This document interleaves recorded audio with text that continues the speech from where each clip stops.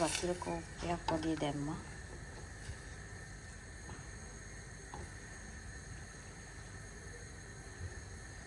සේදනෝ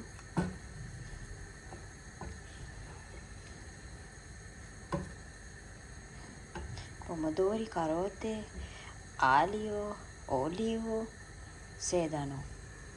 ටික දාලා තමාතේ දාලා මුලින්ම ගන්නෙ.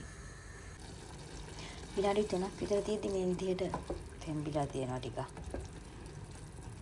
පස්සේ ගින්දර අඩු කරලා හිමීට උයා ගන්න දෙන්නේ.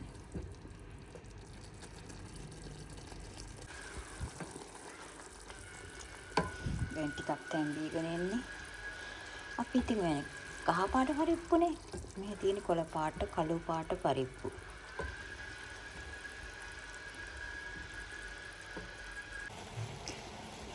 ටිකක් කියලා ඉදෙනකොට මේ විදිහට වතුර පල්ලෙහාට බහිනවා.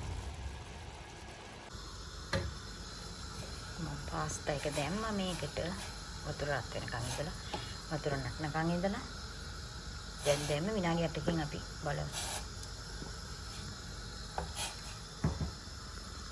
දැන් තියෙනවා පරිප්පු එක ටෙඩ්ඩික් එක. දැන් හොඳට මරනවා අපි තව විනාඩි 4කින් ගමු.